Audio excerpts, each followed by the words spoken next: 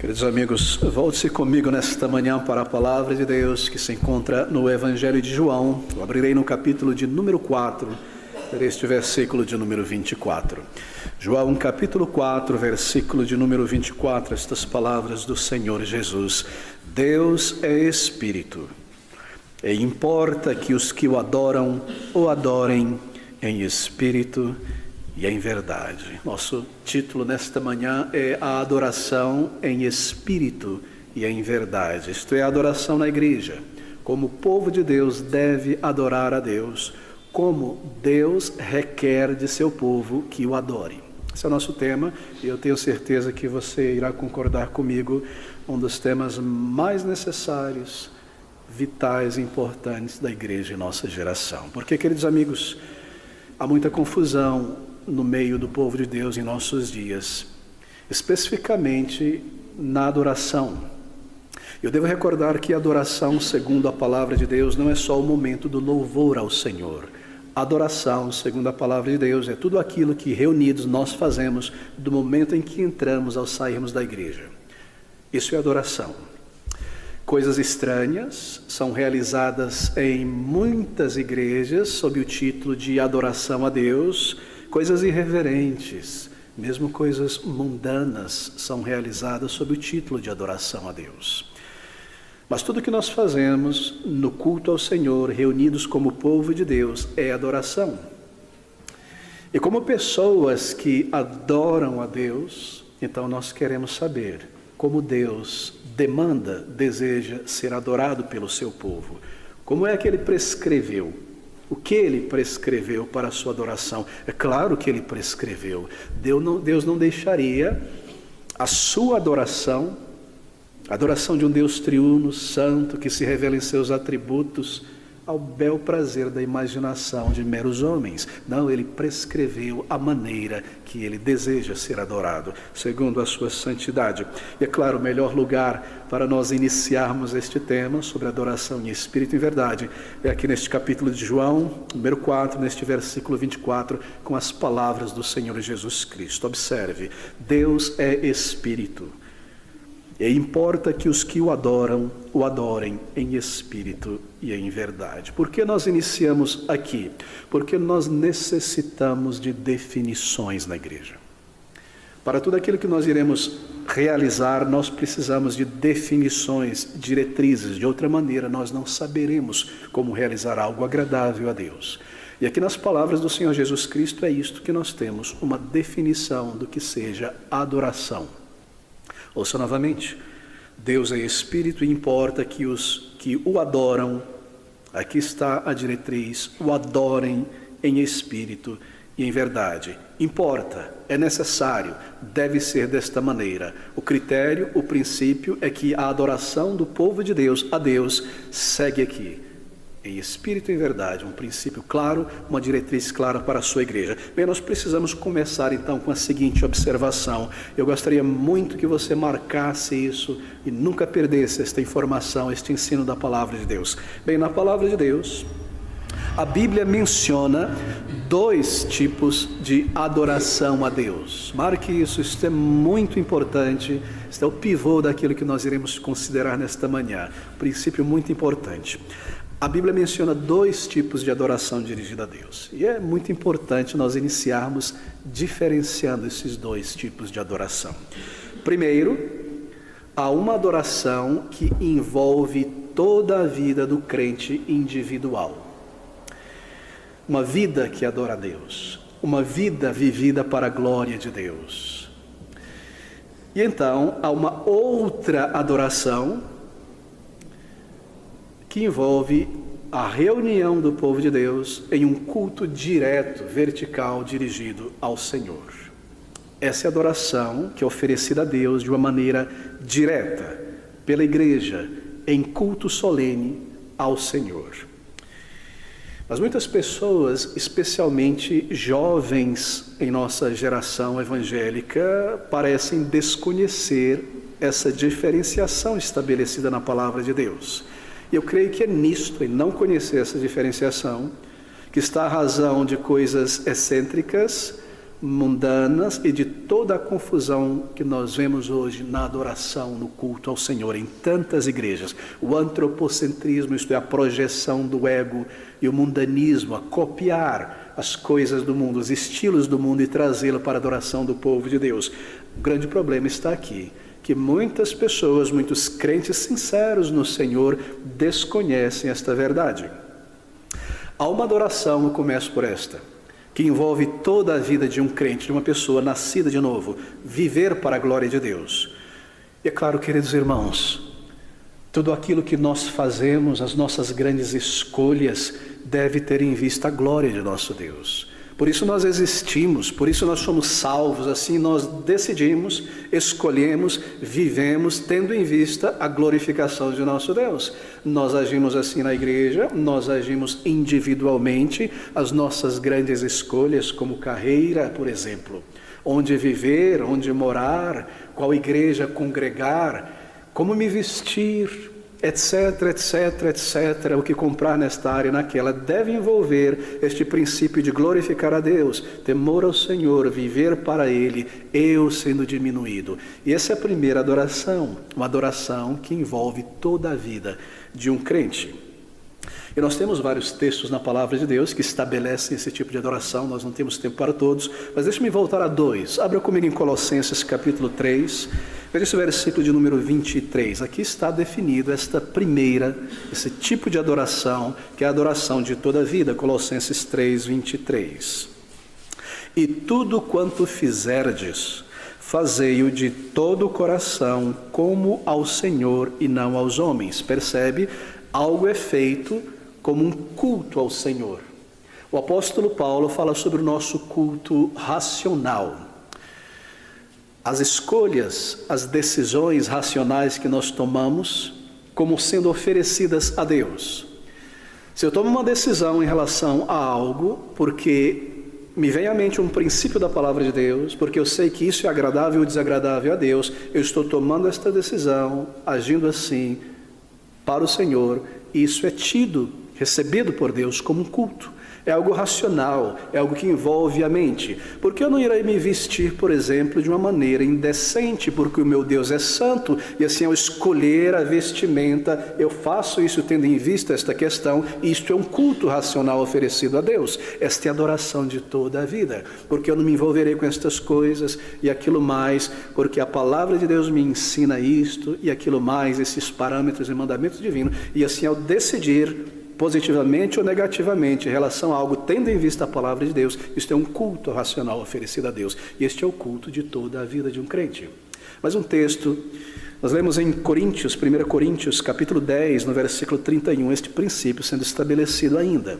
1 Coríntios, capítulo 10, versículo de número 31, estas palavras de Paulo: portanto, quer comais, quer bebais, ou façais qualquer outra coisa, fazei tudo para a glória de Deus. Você pode ler para a glória de Deus. Nós temos um esquema de leitura orientada aqui na igreja chamado de Lendo para a Glória de Deus.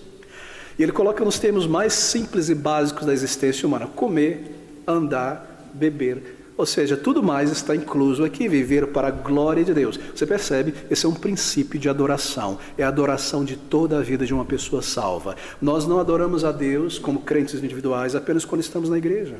A nossa vida deve ser uma vida de adoração. É claro, queridos amigos, tudo que temos e somos pertence a Ele. Nós somos ressuscitados em Cristo para Ele. Como podemos viver para nós mesmos somente? Isso seria uma adoração do ego, do eu, servir a si mesmo. Assim, a nossa vida deve ser uma vida de adoração a Deus. Mas então, há outra adoração. É uma adoração mais direta, é uma adoração pré-organizada, pré-estabelecida, pensada antecipadamente. E essa é a adoração a Deus, realizada pelo povo de Deus, reunido em culto ao Senhor. Você percebe? A minha vida, vivida para o Senhor, vida diária, fora da igreja e também dentro, é uma adoração. Quando o povo de Deus se reúne para cultuar ao Senhor e oferecer um culto vertical, direto, proposital, intencional, pré-estabelecido a Ele, esta é uma outra adoração dirigida a Deus. E essa adoração é bem diferente, porque veja, ela é realizada, segundo o Senhor Jesus, em espírito e em verdade. Essa adoração, ela deixa de lado todo o ato físico, ela é em espírito e ela é em verdade. Essa adoração deixa de lado todas aquelas atividades que pertencem à vida ordinária e comum. É uma adoração guiada, parametrada por princípios, por diretrizes, ela é regulada por Deus. Assim, marque isso. A Bíblia fala sobre 2 modos, ou 2 tipos, se eu posso colocar esses termos, de adoração. A alma se dirige a Deus, reunida com o povo de Deus em um culto ao Senhor. O povo de Deus ia ao templo e ao tabernáculo de maneira intencional, pré-estabelecida, proposital, para se reunir e oferecer sacrifícios ao Senhor. Esta é a ideia. O povo de Deus se reúne para cultuar o Senhor e de uma maneira pré-definida, pré-estabelecida, nós já sabemos o que acontecerá, nós oferecemos de uma maneira direta, juntos, um culto a Deus. Este é o segundo tipo de adoração e é sobre esta adoração que nós iremos considerar nesta manhã. Por que isso é importante? Bem, nós temos que ter isso claro em nossas mentes, logo no início da vida cristã, que há 2 departamentos da adoração.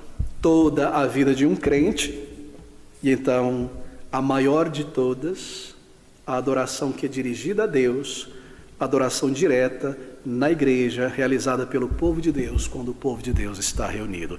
Bem, meu querido amigo, guarde este princípio. Se você mantê-lo claro em tua mente, você não terá dificuldade em discernir o cenário evangélico de adoração em nossos dias. Bem, eu preciso enfatizar isso. Por quê? Porque algumas vezes pessoas nos perguntam, não aqui em nossa igreja, mas muitos perguntam sobre isso. Pastor, por que nós não podemos ter os nossos grupos na igreja? Quarteto, quinteto, solo, sexteto, e as nossas bandas dos jovens, dos adultos, e orquestras e corais. Porque nós não podemos ter as nossas apresentações, os nossos jograis e os nossos teatros e coisas dessa natureza? Por que não, pastor? Porque a Bíblia diz que tudo que nós fazemos deve ser feito para a glória de Deus. Por que nós não podemos fazer essas coisas na adoração ao Senhor? Por que nós não podemos trazer estas coisas para adorar a Deus através delas? Bem, ao declarar coisas dessa natureza, este crente revela que desconhece o fato de que há um princípio estabelecido pelo próprio Senhor Jesus para a adoração do seu povo em sua igreja. E isso é muito trágico, porque a adoração a Deus, o louvor, que é uma parte da adoração, e a joia da adoração, claro, é pré-estabelecido por Deus. Não é faça o que você quiser, é tudo da lei. A lei da liberdade cristã, faça o que você quiser, de maneira alguma. É claro que não.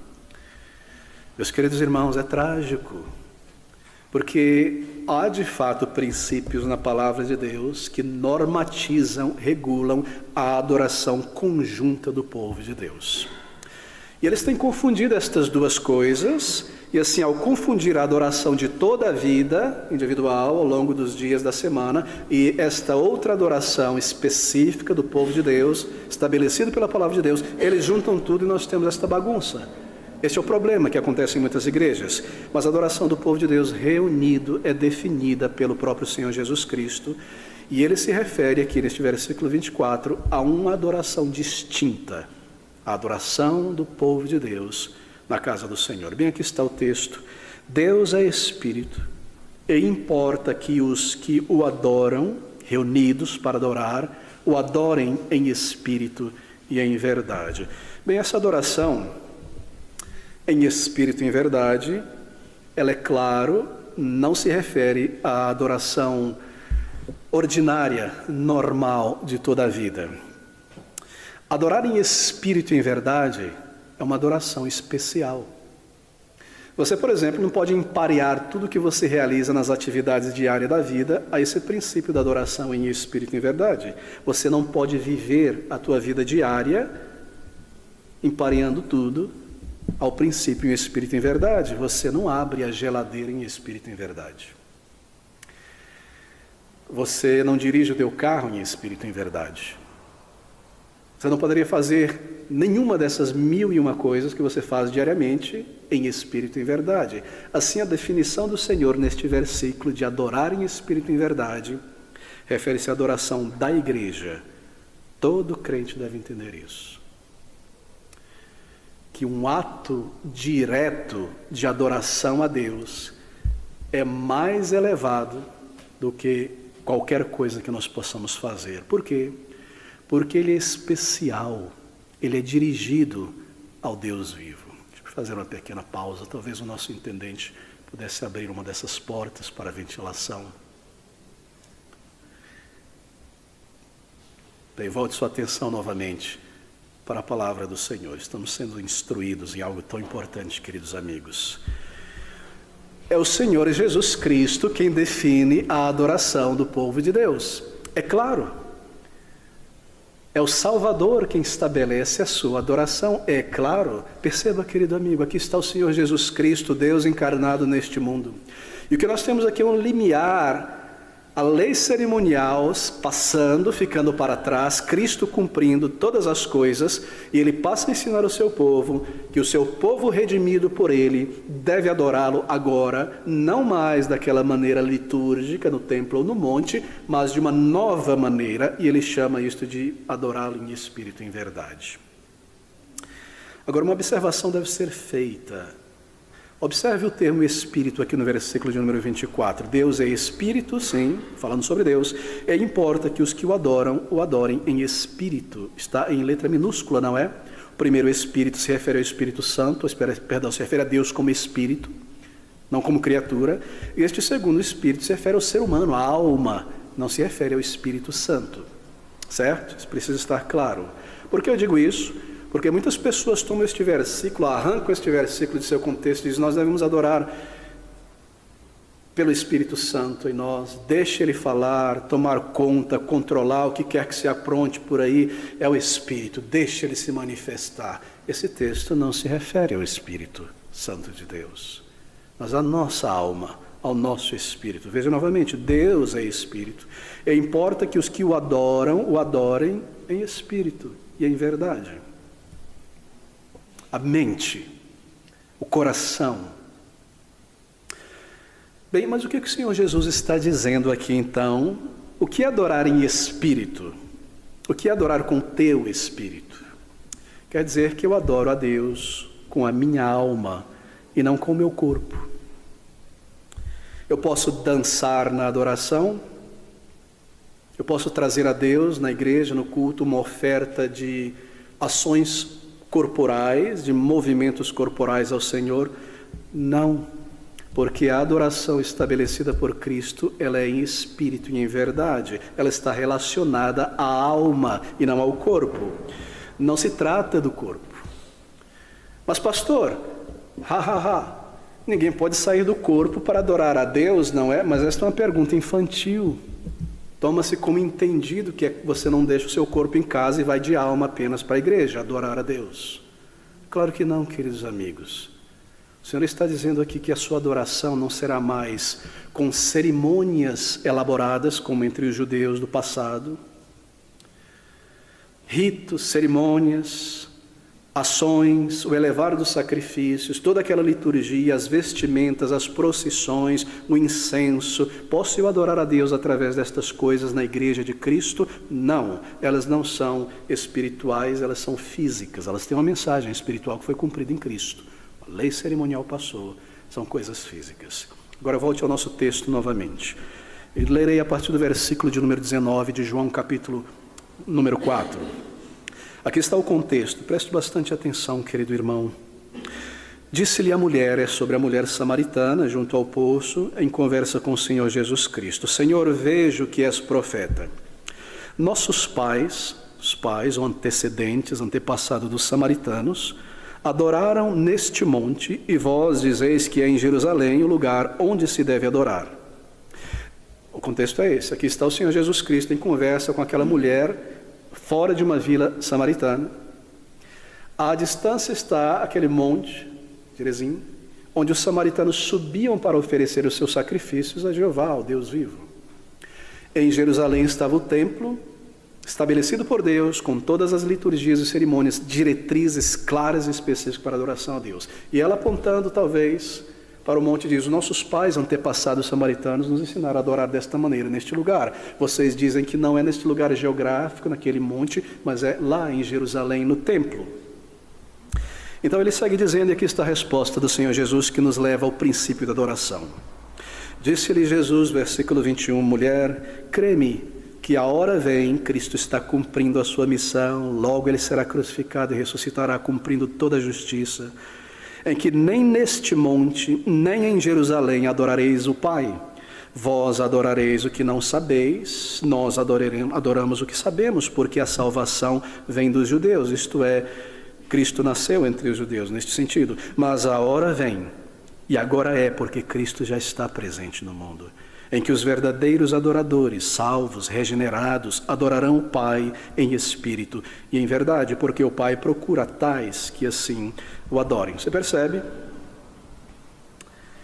A mulher samaritana está literalmente perguntando algo muito interessante aqui, versículo 20. Nossos pais adoraram neste monte, vós dizeis que é em Jerusalém o lugar onde se deve adorar.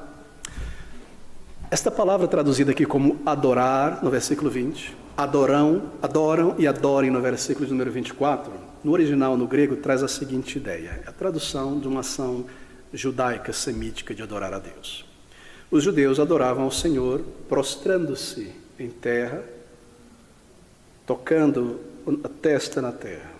Não só eles, como a maioria dos povos, não é, diante do rei, alguém chegava e se prostrava assim. Este é um sinal de auto-humilhação, de autodiminuição. A palavra grega é a palavra proskune, prostrar-se. E ela está perguntando isso.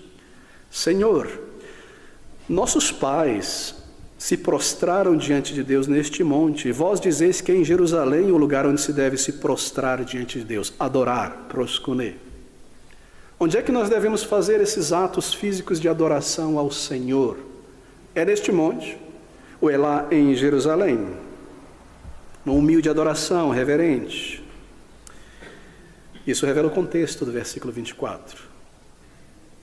Onde é o local para se prostrar diante de Deus? Templo ou monte? Uma pergunta sobre adoração, não é? E a resposta do Senhor é que estabelece para a sua igreja o princípio da adoração cristã. Esta forma de adoração conjunta como povo de Deus. Ele diz, os verdadeiros adoradores salvos, porque quem não é salvo, não tem o Espírito de Deus, não é um verdadeiro adorador, é adoração de lábio, de sacrifício, coração distante de Deus, mas aqueles regenerados, verdadeiros adoradores, se prostrarão em espírito e em verdade. Veja o versículo 24. Deus é espírito, importa que os que se prostram, o adorem, se prostrem em espírito e em verdade. Você percebe? Ela está dizendo, Senhor, onde nós faremos essas liturgias dadas por Moisés e os antepassados, coisas físicas, coisas corporais, sacrifício, incenso, este rito, esta marcha, estas coisas físicas e litúrgicas no templo ou no monte? E ele está dizendo, vocês não se prostrarão mais fisicamente, será algo da alma. Não será no monte nem no templo, pode ser agora em qualquer lugar, porque é uma adoração da alma, porque Deus é Espírito. E assim nós o adoramos. Nós nos prostramos, este adorar, em Espírito, diante do Senhor. É algo da alma, já não é algo somente do corpo, onde eu posso deixar a alma de lado. Claro, você pode adorar ao Senhor em qualquer posição reverente. A Bíblia não comanda que você adore ajoelhado, em pé, etc, etc. Você pode adorá-lo em qualquer maneira reverente, porque é em espírito. E você pode orar em qualquer lugar ao Senhor, não precisa ser em cima de um monte, não é mais no monte ou no templo. Na Bíblia, pessoas adoravam a Deus de muitas maneiras. Em pé, ajoelhados, prostrados, deitados em uma cama, pendurados em uma cruz. Em que lugares eles adoravam o Senhor? No monte, no templo, nas jornadas a pé, nos navios, dentro da barriga de um grande peixe. Oração é feita ao Senhor, adoração é dirigida ao Senhor. Assim, o princípio é em espírito e em verdade. Não é mais liturgia.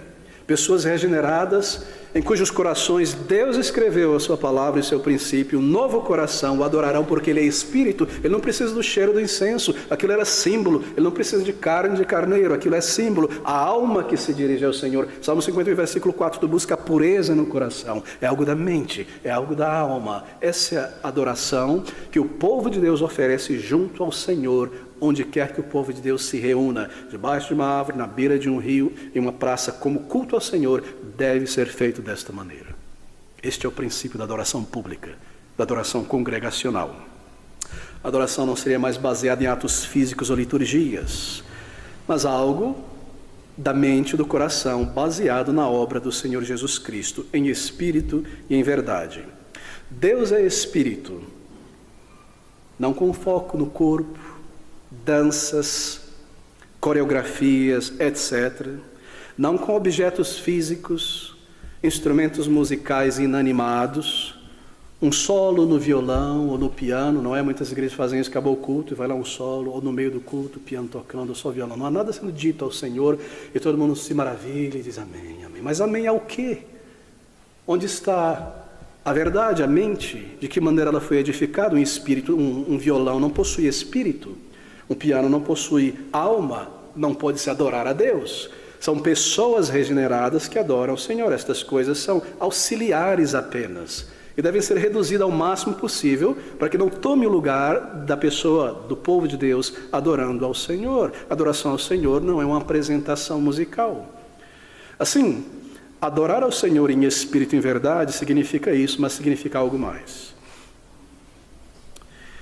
Adorar ao Senhor em espírito significa que o nosso culto, ao estarmos juntos para adorar o Senhor, isso envolve a mente em espírito. Porque a mente é o palácio da alma, do espírito. Palavras intercambiáveis na Bíblia. A alma está na mente. Ali a alma opera. Parece algo estranho, não é? Mas não, esta é a anatomia da alma. Ela é real, ela existe, ela é espiritual, ela não é material, ela é imaterial, ela deve estar em algum lugar em nós, ela não está no cotovelo, nem no dedo do pé, porque o dedo do pé não comanda o corpo, nem o cotovelo. Mas a alma opera na mente. E assim esta parte física nossa, se eu posso comparar com a tecnologia, este hardware, todo o sistema nervoso, a alma opera nele para produzir a personalidade. Assim como um músico pega a sua viola e aplica a sua mente sobre aquela coisa inanimada e produz música com sentido, a alma se aplica à mente e produz o que nós estamos fazendo aqui agora. Assim, adorar a Deus em espírito significa adorar também com a mente. Isso é de tremenda importância. E se nós perdermos isso, a nossa adoração será uma adoração mundana. Como eu adoro em espírito? Eu adoro em espírito quando eu adoro com o entendimento, com a mente. A mente é o lugar da alma, o palácio da alma. E é através da mente que o ser se expressa. Pastor, bem, então não há lugar para os sentimentos na adoração? É claro que há lugar para os sentimentos. Mas os sentimentos devem estar em seu devido lugar. Porque conforme eu adoro a Deus com a mente, compreendendo, dizendo, declarando verdades, os meus sentimentos responderão com alegria, com gratidão, com comoção, às coisas que eu entendo com a mente. Deixe-me voltar àquela ilustração que sempre uso. Talvez você esteja cansado de ouvi-la, mas ela penso seja melhor para ilustrar isso. A alma é desta maneira. Ela tem suas faculdades, eu posso chamar de departamentos. Ali, na frente de todos eles, como carro-chefe, como um grande trem, uma grande locomotiva, está aquele carro primeiro, a própria locomotiva, onde está o motor. A mente racional vem à frente da alma. Os vagões que completam este trem da alma são as demais faculdades, as afeições ou emoções, a memória, consciência, claro, tudo está envolvido, mas eu estou definindo didaticamente para nós compreendermos como as emoções entram na adoração. A mente compreende a palavra de Deus, o carro-chefe puxa a adoração. E conforme eu compreendo essas verdades gloriosas, santas e elevadas, as emoções são ativadas. Ou seja, o vagão da emoção é puxado pela locomotiva da mente. E se eu desligar o vagão da emoção da locomotiva, eu não posso mais adorar a Deus? Se eu tirar a emoção, posso, porque a locomotiva segue sozinha sem o vagão. Assim eu adoro a Deus com a mente. Pastor, mas eu sinto tão frio hoje, sem emoções. Sim, mas adorar a Deus é uma questão de obediência. E porque eu entendo isso, eu vou à casa de Deus adorar. E conforme eu estou ouvindo a palavra de Deus e confessando ao Senhor os meus pecados em comunhão com os irmãos, aquele vagão dos sentimentos se conecta novamente à locomotiva dos pensamentos. Assim os sentimentos têm o seu lugar devido.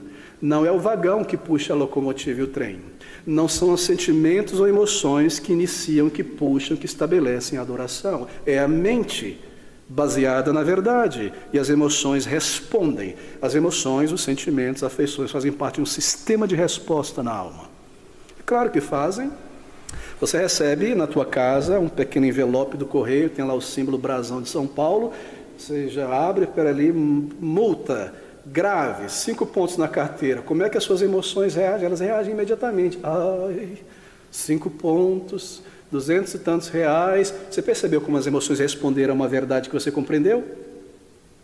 Você não chegou com as emoções primeiro. Chegou, viu, verdade. Alguém lhe diz algo, você está ali tranquilo e de repente, minha filha está grávida. Casou-se. Você é avó, você é avô. Que alegria. A verdade. A mente vem à frente. A mente compreende a informação e os sentimentos reagem de acordo. Assim não é o vagão na adoração que conduz à adoração. É a mente. Isso é que significa também adorar a Deus em espírito, com a mente. E na adoração, queridos amigos, é um erro bíblico não, porque a Bíblia não erra, é um erro em relação à verdade da palavra de Deus, primeiramente, tentar no culto mover as emoções das pessoas. Percebeu? Porque é errado tentar mover as emoções das pessoas antes que a minha mente compreenda o que está acontecendo, o que eu estou fazendo. Esse é um dos grandes erros da adoração cristã atual, contemporânea. Por quê? Porque me parece que o objetivo primário dessa adoração são os sentimentos, a emoção. Veja, você está acostumado com isso. Toca-se uma música instrumental, nada foi dito ainda. Belíssima, bem executada, e há por trás disso aí toda uma engenharia do som, não é? Notas graves para começar você a se acalmar, sentir-se bem. Toca-se uma música instrumental maravilhosa. Na sequência, há uma apresentação das crianças. As emoções são movidas com alegria agora. Então, é uma apresentação dramática sobre a morte de Cristo. Um drama. Mas veja, até o momento não houve nenhuma mensagem racional, direta, que informa a minha mente. Pastor, essas coisas não estão informando nada, é claro, mas de maneira indireta. Cabe a você interpretar. Até o momento foram músicas, encenações, coisas que movem a afeição, os sentimentos.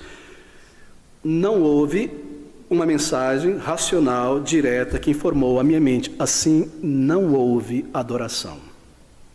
Por quê? Porque não houve edificação do crente. E também não houve adoração direta dirigida a Deus. Tudo foi horizontal, uma música gostosa, uma apresentação, está tudo aqui, nesse plano. Nada foi oferecido diretamente ao Senhor pela mente da congregação. A adoração, louvor, que é uma parte da adoração, é congregacional. São almas transformadas que adoram a Deus. Não a banda lá na frente, não o teatro. Isso é entretenimento. Adoração é algo vertical, dirigido a Deus por pessoas transformadas. A mente se dirige ao Senhor. Essa é a adoração. E assim é um erro tentar primeiramente mover as emoções das pessoas antes que a minha mente compreenda o que eu estou fazendo ali. Assim não houve edificação e também não houve adoração dirigida a Deus. Por quê? Porque a mente não foi engajada. Pastor, você está dizendo que eu não estou entendendo nada do que está acontecendo? Sim, você está entendendo tudo, mas você não está dirigindo objetivamente adoração a Deus que flui de você através de palavras compreensíveis, pensamentos compreensíveis, junto com a congregação. Em espírito, o Senhor nos ensina. Não mais com a parafernália do catolicismo romano, que era pelos sensos, sensações, não é? Ouvido, ouvir, sentir, paladar, os olhos, e você entra naquela grande catedral bela, estou adorando com os olhos, a arte, a estética. Isso não adora a Deus. Palavras, alma, pedras não adoram a Deus, vitrais não adoram a Deus. O cheiro do incenso, isso não adora a Deus. A adoração não é mais física, é em espírito. E espírito então significa também a mente deve estar engajada. Se a mente está desligada, não houve adoração. É a alma que adora a Deus. Agora está aqui um outro elemento na adoração em espírito.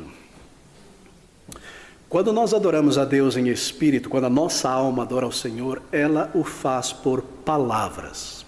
Marque isso, muito importante também. São palavras inteligíveis, racionais, dirigidas a um Deus pessoal, racional, que entende, embora espírito. Adoração em espírito é por meio de palavras. Mas veja,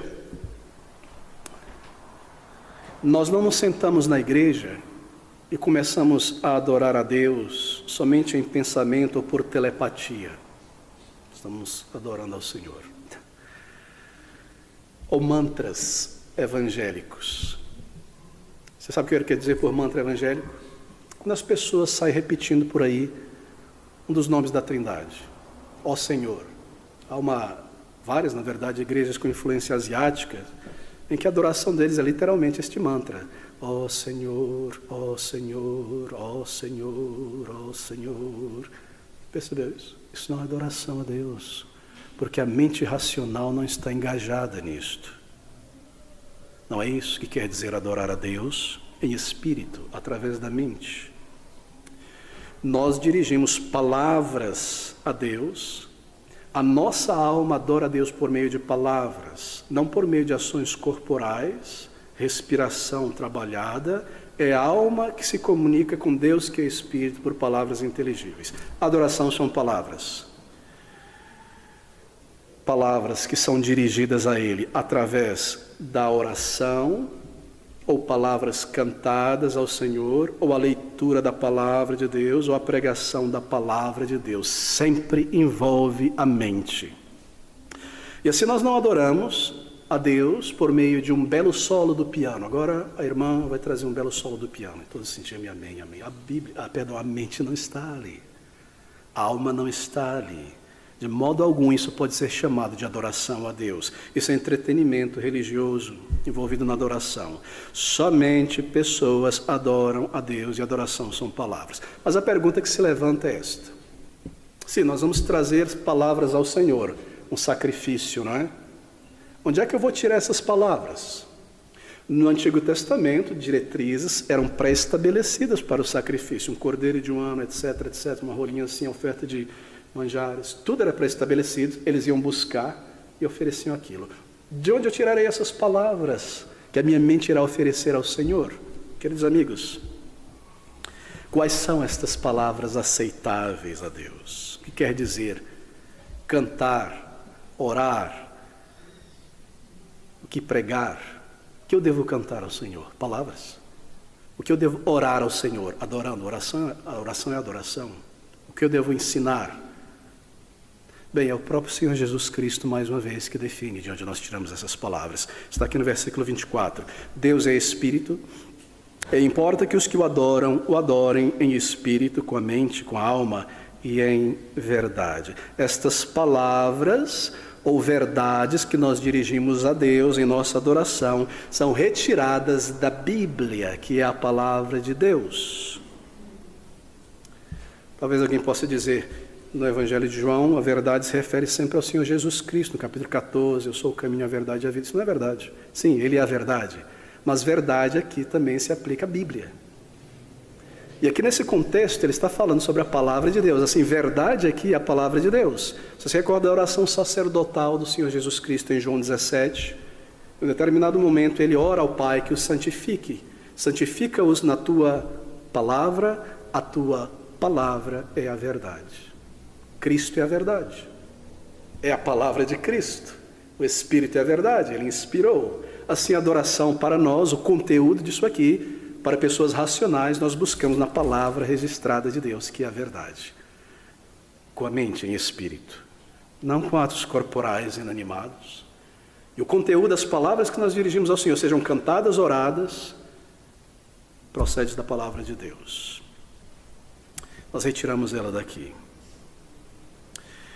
Adoração, palavras dirigidas a Deus.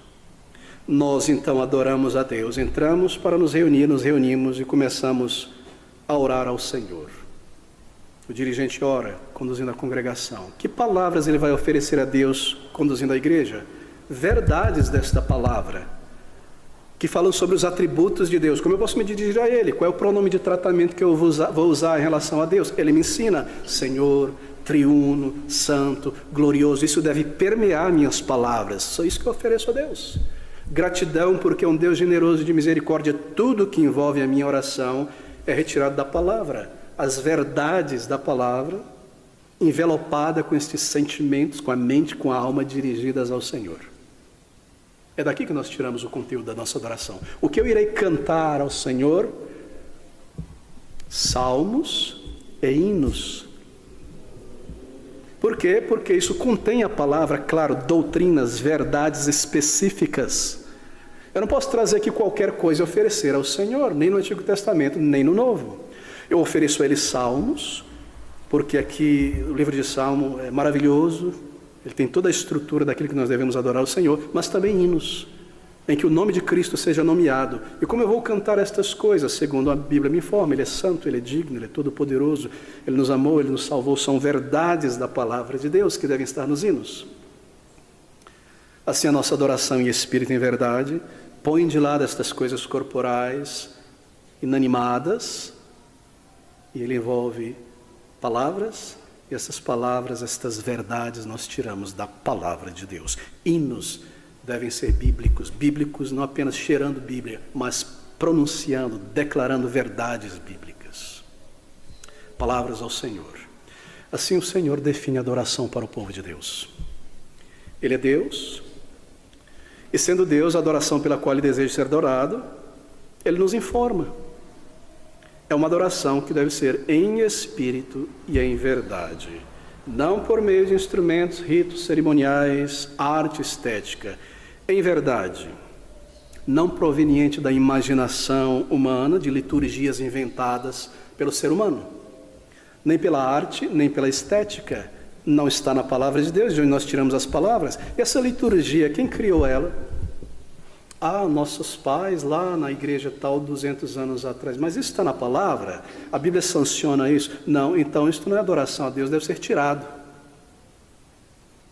Pense sobre a parafernália da igreja católica. Há apenas 2 ritos, 2 cerimônias simbólicas na igreja do Senhor Jesus Cristo. Uma é o batismo de crentes, é algo que é feito fisicamente, não é uma liturgia, que envolve a mente, comando do Senhor. E outra é a ceia do Senhor, que envolve símbolos. Nada mais além disso. Nós oferecemos a Deus palavras pensadas que refletem a verdade da palavra de Deus, com a mente, de acordo com a palavra de Deus. E mais uma vez, o que está explícito aqui é que é Deus quem define a sua adoração. Isso é de vital importância, queridos amigos. Quando algum grande, famoso pregador ou pessoas vierem dizendo todo tipo de coisa, lembre-se disso. 2 tipos de adoração na Bíblia. Toda a vida. Então, a adoração mais elevada, porque é o povo de Deus redimido, reunido, pré-estabelecida, com a mente, na verdade, dirigida a Deus. É isso que entra nessa adoração. É Ele quem estabeleceu. Ele é adorado desta maneira, em espírito e em verdade. Somente aquilo que Deus prescreveu na Bíblia pode ser introduzido, então, na sua adoração, não é? Ou seja, marque isso também. Aquilo que a Bíblia para adoração, aquilo que a Bíblia não prescreve, ela proíbe na sua adoração. Agora, há muita confusão, mesmo no meio reformado, porque há sempre um número de irmãos, queridos irmãos, salvos pela graça de Deus, que dão muito espaço, abertura ao mundo na igreja. E algumas igrejas adotam o seguinte princípio: veja, se a Bíblia não proíbe, não diz nada contra, então nós podemos fazer, realizando a adoração a Deus. Mas esse é um princípio péssimo, pobre, fraco. Se a Bíblia não proíbe, eu posso trazer. Mas onde é que é na Bíblia que nos é proibido acender velas na igreja? Em lugar nenhum. Então nós podemos trazer velas para o culto? Onde a Bíblia proíbe que no culto do povo de Deus, no Novo Testamento, nós não podemos trazer incenso? Então, quantas coisas são trazidas para dentro da igreja com essa história de que se a Bíblia não proíbe, pode? Não, nós temos um princípio dado por Deus, muito mais positivo, que nos mantém nos limites seguros da palavra de Deus, que é aquilo que a Bíblia não prescreve, ela proíbe. Nós só fazemos na adoração aquilo que a Bíblia comanda, nos dá para realizar. Bem, aquele outro princípio, ele permite a introdução de corrupções humanas. Onde na Bíblia nós somos proibidos de usar vestes cerimoniais? Não é? Mas a Bíblia sobre adoração não diz, nós fazemos na adoração qualquer coisa que a Bíblia não proíbe, ao contrário. Só podemos fazer aquilo que a Bíblia claramente prescreve para adoração. Somente aquilo que Deus claramente prescreve é permitido. E assim esse princípio, ele foi retomado na história do povo de Deus. Lá na Reforma Protestante, ele tinha sido enterrado debaixo da parafernália do catolicismo romano. Os reformadores vieram e falaram, para fora com esses altares, para fora com essas imagens, para fora com incenso e com papo e tudo mais, e traz a palavra de Deus para o centro. Tira o altar e põe um púlpito, uma Bíblia imensa ali. Então os puritanos vieram e disseram, bom, os reformadores fizeram muita coisa, mas eles deixaram o prédio intacto. Eles colocaram o púlpito, a Bíblia, mas o prédio ficou lá, estética. E eles falaram, vamos derrubar tudo isso, um culto simples ao Senhor, um lugar simples, em espírito e em verdade. Mas o evangelicalismo de nossos dias, através do pentecostalismo, que é a adoração contemporânea, ela foi trazida para a igreja histórica pelo pentecostalismo, emprestada do catolicismo, está voltando ao período das trevas e da ignorância espiritual. E trazendo de volta tudo que é estético, corporal, antropocêntrico, mundano, proibido na palavra de Deus. Mas, queridos irmãos, um verdadeiro crente não deveria ter nenhuma dificuldade em entender isso. Um princípio bíblico como esse, que Deus é soberano na sua adoração, e é Ele quem estabelece como deve ser Ele adorado. Somente Ele tem o direito de estabelecer sua própria adoração, como Ele seja adorado, como seu povo redimido deve se reunir para adorá-lo. E quando nós aprendemos isso, torna-se muito fácil, não é? Distinguir entre uma adoração que agrada a Deus, que Ele requer, e os tipos de coisas introduzidas na nossa adoração. Agora veja, deixe-me ilustrar, conforme nós seguimos para o final, e você concordará comigo. O que você pensaria se durante o culto o pastor entrasse e ele chegasse ao púlpito e fizesse o sinal da cruz? O que você pensaria disso? O que você pensaria se depois que o pastor entrasse, os diáconos viessem em uma fila, carregando uma Bíblia imensa, cada um numa ponta? Algo dessa natureza. E atrás desse grupo viesse uma irmã com um incensário, vestida em roupas brancas. E aqui diante do púlpito tivesse uma pequena arca de ouro. E durante a ceia nós nos prostrássemos diante da ceia e trocássemos o pão um com o outro. Tenho certeza que todos aqui condenariam isso, não é? Todos nós condenaríamos esse tipo de coisa na igreja, não é? Por quê? Porque essas coisas não são bíblicas. Deus não requer, não estabeleceu esse tipo de coisa na igreja. Por isso elas não são válidas, não são aceitas, porque são invencionismo da astúcia humana, incenso, procissões e tudo mais, invenção humana. Práticas eclesiásticas introduzidas por certas mentes ao longo da história, que foram se cristalizando em uma igreja copiando a outra. Mas permita-me ir além agora, para você perceber o ponto que eu estou estabelecendo aqui. Começa-se um culto em uma igreja evangélica, mas no lugar de começar buscando ao Senhor em oração, ou cantando louvores ao Senhor, algo diferente vai ser feito. Vamos começar com a banda tocando. O culto começou. E na sequência uma coreografia, moças dançando e pulando, corporalmente mostrando-se e silenciosamente dançando sob o som da música.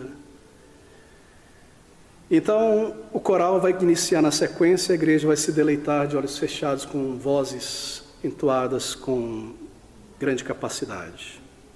E no momento de orar ao Senhor, vamos orar em conjunto. Agora vamos cantar um hino. As mulheres cantam a primeira estrofe, os homens a segunda, os refrões. Vamos melhorar esse negócio, está muito xoxo, está muito mesmice. Vamos animar, gente. Canta-se um hino.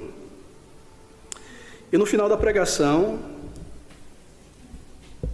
uma pequena bomba de efeito estético, né, de gelo frio aparecesse aqui e o pastor desaparecesse. Uau!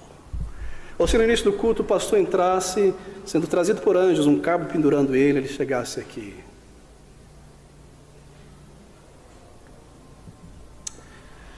Esse é o culto da noite, porque vem poucas pessoas. Bom, não vai ser um culto onde a palavra vai ser ensinada. Sabe o que nós vamos fazer, queridos? Nós vamos fazer um culto musical. Esta noite vai ser um culto musicado. A irmã fulana vai cantar, Beltrano, o coral, o quarteto, as crianças. Vamos nos deleitar adorando ao Senhor. Um culto musical. E os presbíteros da igreja vão sair por aí durante o culto ao Senhor, veja, colocando suas mãos sobre a cabeça das pessoas e orando por elas. E essa mensagem num púlpito, num texto, num papel, não. Eu vou tirar isso e vou colocar um data show aqui e andar para lá e para cá com minha calça rasgada. Data show. Será que essas práticas que eu acabei de mencionar por último seriam tomadas na igreja de hoje como erradas? Eu creio que não, não é? Por quê? O que torna elas mais aceitáveis aos olhos de Deus, aos olhos de crentes, perdão, do que aquelas anteriores que eu mencionei, do sinal da cruz, etc. O que torna-as mais aceitáveis do que aquela é que estas práticas últimas, bem, elas já estão no meio da cultura evangélica há muitos anos. Foram introduzidas gradativamente e é parte da nossa tradição. E se você é dessa denominação, é assim que nós fazemos. No entanto, elas simplesmente não possuem base na palavra da verdade. Foram introduzidas gradativamente por boas pessoas, digamos, e outras mais maliciosas, buscando projeção do ego, e foram copiadas de uma igreja por outra. Tudo isso não passa de invenção evangélica, copiado de uma igreja e outra ao longo dos séculos. E pastores incautos, líderes incautos, permitem que esse tipo de coisa sejam trazidas para igrejas, mas lembre-se, elas não são válidas, elas não são aceitas diante de Deus, segundo o princípio, a diretriz estabelecida por Jesus Cristo para a adoração do seu povo. Eu creio que nós devemos considerar com seriedade essa questão. O que quer que seja trazido para dentro do culto, direcionado ao Deus vivo, eterno e triuno, pessoal, deve ter fundamentação, deve ser proveniente da palavra de Deus, porque a sua adoração é em espírito e em verdade. Deve ser checado por este princípio. E o que a igreja protestante de nossa geração está fazendo, permitindo tantas inovações humanas na adoração? Bem, ela está dando uma marcha ré ao período católico romano, pré-reforma, da estética, do entretenimento, da engenhosidade humana, das belas músicas, dos cantos, etc., do vale tudo, das cores, do som, voltando à estética. Mas abra comigo em Isaías e nós iremos correr para a conclusão, no capítulo 1, no versículo de número 12. Essa é uma palavra de Isaías no contexto da adoração. Isaías capítulo 1, versículo de número 12, é uma pergunta que o Senhor fez através de Isaías com conexão à sua adoração. E a repreensão, essa pergunta, imediatamente anterior a ela, há uma repreensão da atitude irreverente do povo de Deus no culto ao Senhor. Eles traziam o seu gado para entrar de modo irreverente no lugar sagrado. Isso não foi uma prática autorizada. Veja o versículo então de número 12 do capítulo 1. Quando vindes, Deus falando por Isaías ao povo de Deus na adoração, quando vindes para comparecer perante mim, adorar, quem requereu isto de vossas mãos, que viesseis pisar os meus átrios? Não continueis a trazer ofertas vãs, o incenso é para mim abominação, as luas novas, os sábados, a convocação às assembleias. Não posso suportar iniquidade, nem mesmo reunião solene. Eles traziam juntamente com o culto a Deus um monte de outras coisas. Deus estabeleceu, traga o boi, traga o bezerro. Eles trazem um monte de coisas junto com aquilo. E ele pergunta, através de Isaías, quando vocês entram para me adorar, quem requereu estas coisas de vossas mãos? E a mesma pergunta deve ser feita à igreja evangélica de nossos dias. Ali está, uma banda começa a tocar durante a adoração e a palavra do Senhor pergunta, mas quem requereu isso de vossas mãos, que trouxesse isso na minha adoração? Ali está uma grande orquestra, belamente organizada para adorar ao Senhor, estética, mas quem requereu isso de vossas mãos em minha adoração? E um teatro, um drama, uma coreografia, mas quem requereu isso de vossas mãos em minha adoração? Ela é em espírito e em verdade. Ela é estabelecida por Deus. Pastor, nós temos feito isso há tanto tempo, exatamente, mas não é em espírito e em verdade. Assim deve ser lançada fora. Quem requereu isso de vossas mãos, diz o Senhor? O Senhor não se alegrava, lhe dava grande desprazer que essas práticas fossem feitas, porque ele não as havia sancionado, requerido. Quando vindes para comparecer perante mim com aquelas práticas erradas junto com o culto, quem requereu isso de vossas mãos? Você entra em uma igreja evangélica de nossos dias, e você se depara com uma banda na plataforma. Quem requereu isso de vossas mãos? O culto começa já em um tom bastante informal. Você não sabe exatamente o momento que o culto a Deus começa. Tem uma música tocando, já estão ali, depois o pastor vem, uma coisa. Qual foi o momento que começou o culto ao Senhor vertical? Quem requereu esta atitude insolene e reverente de minha casa de oração, diz o Senhor? Deus está em seu santo templo. A pergunta é sempre essa. O culto hoje terá uma peça teatral, ou uma cantata, mas quem requereu isso de vossas mãos? Diz o Senhor. E assim nós podemos proceder por horas e horas e horas, aplicando o crivo do Senhor Jesus Cristo ao que acontece na adoração de hoje. Queridos amigos, a adoração não é questão de gosto, que eu gosto, ou preferência. Não é questão da cultura de um país, no país faz isso, naquele outro faz daquela maneira. Ah, rapaz, que negócio é esse? Você está trazendo a adoração lá da Inglaterra para cá. Olha os africanos, é no tambor, é pula e vai. Olha lá, é de cabeça para baixo ali. Cada cultura da sua maneira. Não. Deus estabeleceu este princípio para todas as igrejas. Não é a cultura que influencia a adoração ao Senhor. É o que Ele estabeleceu. E meu tempo já se esgotou. Não há tempo para falar sobre o tipo de adoração na Bíblia que Deus rejeitou, não é? Porque foram feitas de um modo diferente daquilo que Deus prescreveu. Pense sobre o caso da adoração de Caim. Adoração centrada no ego. Eu oferecerei a Deus o fruto da minha bela agricultura, do meu orgulho. Deus o rejeitou e rejeitou a sua adoração. O que mais? Nadab e Abiú, filhos de Arão. Deus falou, traga o incenso. Feito assim, dessa maneira, neste lugar. Vamos produzir um incenso bom aqui rapidinho, trazer o Senhor. Importa a sinceridade. Fogo do céu sobre eles. Pense também sobre a oferta oferecida por Saul. Deus comandou obediência, mas também queremos oferecer um pouco mais ao Senhor. Culto, reprovado pelo Senhor. E disse a ele, obedecer é melhor do que sacrificar. Porque deu tudo errado quando Davi tentou levar a arca para Jerusalém num carro de boi, e não pelas varas que deveriam ir nas argolas, 4 argolas, 4 varas. Por que deu tudo errado? Por essa razão. E um homem, quando o carro de boi estava subindo, a arca escorregou da carroça e ia cair, ele pôs a mão para segurar, ele foi morto fulminantemente. O que é isso? Porque fez o que a lei comandou, ninguém toque na arca, a não ser os sacerdotes, os levitas. A arca não deve ser carregada em carro de boi pelos levitas. Isso mostra respeito ao Senhor, santidade ao Senhor. Ah, pastor, mas tudo isso já passou. Isso ficou para trás. Deus mudou. Não, queridos. Aqui está. Importa que aqueles que adorem ao Pai o adorem em espírito, a mente, não questões estéticas e corporais, em verdade.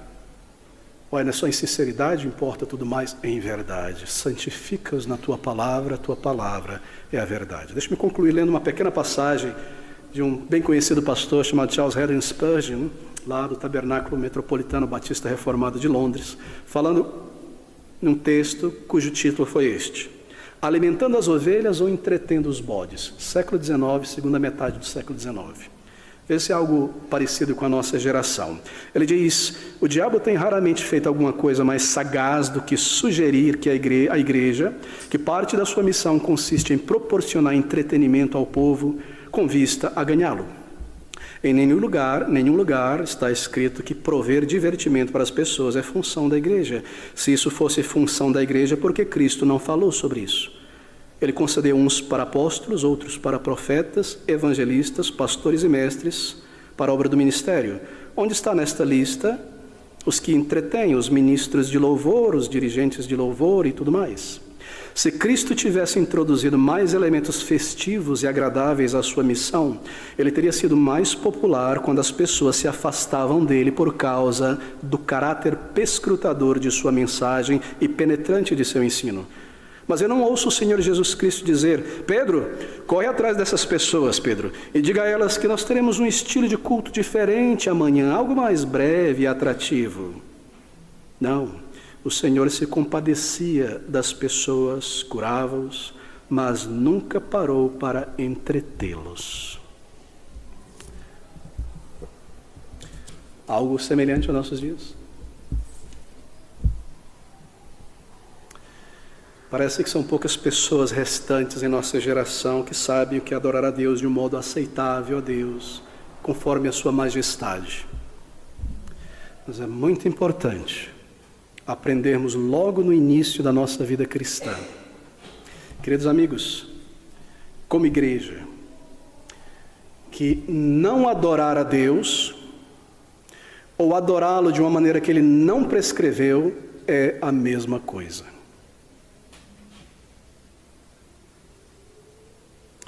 Portanto, muitas pessoas, igreja, em nossos dias, falam isso com tristeza, não passam de auto-adoradores, porque não agradam a Deus com seus cultos, mas a si mesmo, como agradar melhor a si mesmos. Meus queridos irmãos, deixe-me concluir. Esta não é a questão pequena, penso eu, que é uma das principais trincheiras de combate do povo de Deus em nossa geração, o mundanismo que foi trazido para dentro da igreja pela música. E Satanás foi muito apto em fazer isso. Ele tem muitas estratégias, não é? Por um tempo ele usou a espada, cortando cabeça mesmo. Diminuiu o número de crentes, mas viu que logo multiplicava tremendamente pela perseguição. Então, o tempo passou, ele começou a introduzir heresias, o catolicismo romano, depois no século XIX, o liberalismo e tantas coisas, e logo o povo percebeu e começou a rejeitar isso, embora ele conseguiu acabar com muitas igrejas locais, e o povo voltou à palavra de Deus ali. Então ele percebeu que ele agiu talvez de uma maneira um pouco precipitada, muito aberta. E sabe o que ele fez? Ele usou uma estratégia muito antiga que pertence a ele. Ele conseguiu entrar e se infiltrar na igreja sutilmente para trazer o mundo para dentro da igreja através da música. Na adoração do Senhor, diante do trono dele, o mundanismo. E assim muitas igrejas foram tomadas pelo mundo. Acaso eu estou fazendo uma ilustração sem base bíblica? Depois você lê Apocalipse capítulo 1. A mulher grávida da igreja é levada para um lugar deserto e o dragão, Satanás, lança de sua boca rios, água, que se representa à cultura. No livro de Apocalipse. Ele está sempre buscando o mundo, trazer o mundo para dentro da igreja. E ele conseguiu em nossa geração pela música. É claro, nós não temos tempo para falar sobre isso. Mas a música, ela altera e toca em tudo na igreja. Se é irreverente, nós nos tornamos irreverentes, nos vestimos de maneira irreverente, falamos de maneira irreverente, nossa conversação no final do culto é irreverente, tudo é irreverente. Se não há a palavra de Deus nela, então nossas conversações depois também não serão sobre ela. Ele foi muito sábio, é claro, lembre-se o que ele fazia na eternidade antes de cair. Ele sempre utilizará esse instrumento humano. E há hoje pessoas que se dizem crentes em Jesus Cristo, que estão tão viciadas à música contemporânea como drogados. Elas não conseguem fazer nada sem uma dose de música contemporânea. Tem que sair na porta da rua com um fone de ouvido, tem que ouvir. Se eu estou parado em casa, eu tenho que ouvir, senão eu não sinto sentir. Essa droga eufórica, Satanás tem dominado a muitos. E no lugar, na presença de Deus, quando o povo de Deus se reúne para adorar, o mundo agora está ali. Quem requereu isso, diz o Senhor. É Deus adorado. Queridos irmãos, deixe-me recapitular. Significado da nossa adoração. O que é adoração? Adoração é um dever, criados para adorá-lo, salvos para adorá-lo. 2 tipos de adoração. Toda a vida, ao longo da semana, ao longo dos anos, e então, de um outro lado, um ato direto, intencional, conjunto da igreja a Deus. É o Senhor Jesus quem define a adoração no Novo Testamento. Ela deve ser em espírito e em verdade, não algo corporal, estético, inanimado, extasiante, mas com a mente, por meio de palavras. E estas palavras ou verdades são sempre baseadas aqui, tiradas daqui, da palavra de Deus. A obra de Cristo e tudo que essas coisas significam para nós, o caráter do Senhor. Em resumo, este ensino recebeu um título. Tem sido chamado de o princípio que regula o culto. Aqui está o princípio regulador do culto. É Deus quem o regula. Ele é em espírito e Ele é em verdade. Somente aquilo que Ele estabeleceu, Ele requer. É o que Ele aceita. Em espírito e em verdade. Verdadeira gratidão, verdadeiro gozo, verdadeira alegria, júbilo na presença do Senhor, verdadeira submissão à sua palavra. Um Deus santo, santo, santo é o Senhor. E o seu povo deve ser santo, e santidade significa obediência. Uma das principais partes da nossa adoração a Deus é a reverência ao Senhor, porque Ele é santo, santo é o Senhor.